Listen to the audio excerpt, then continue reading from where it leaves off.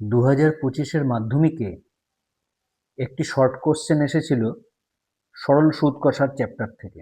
প্রশ্নে বলা ছিল বার্ষিক সরল সুদের হার 5.5% থেকে কমে 4.5% হলে এক ব্যক্তির প্রাপ্য বার্ষিক সুদ 250 টাকা কম হয়। মূলধন কত? সুদের হার দুরকম দেওয়া আছে, প্রথমে 5.5%, পরে 4.5%। প্রথম ক্ষেত্রে ধরি R1, পরের ক্ষেত্রে ধরি R2।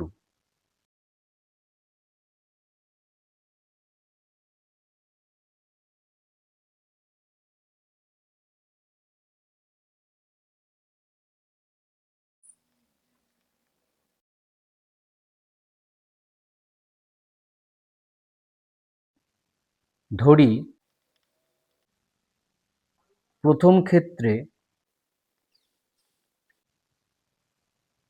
আসল সমান সমান পি, সময় টি সমান সমান 1 বছর, কারণ এখানে বলে দিয়েছে 1 বছরের সুদ, দু ক্ষেত্রেই যা হবে তার পার্থক্য 250 টাকা।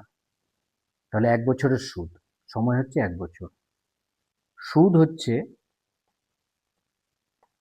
প্রথম ক্ষেত্রের সুদ হচ্ছে I1। এবার দ্বিতীয় ক্ষেত্রে ধরে নিই, আবার ধরি দ্বিতীয় ক্ষেত্রে আসল, এখানে আসলের কোনো পরিবর্তন হয়নি, তাহলে এক্ষেত্রেও আসল হচ্ছে পি, সময় টি, এক্ষেত্রেও সময় হচ্ছে 1 বছর। দ্বিতীয় ক্ষেত্রে সুদ ধরে নিলাম I2। প্রশ্ন অনুসারে I1 মাইনাস I2 মানে সুদের পার্থক্য কি বলে দিয়েছে? 250 টাকা।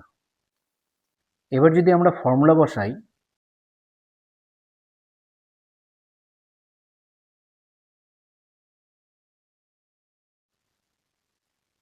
দুটো থেকে যদি আমরা কমন নিই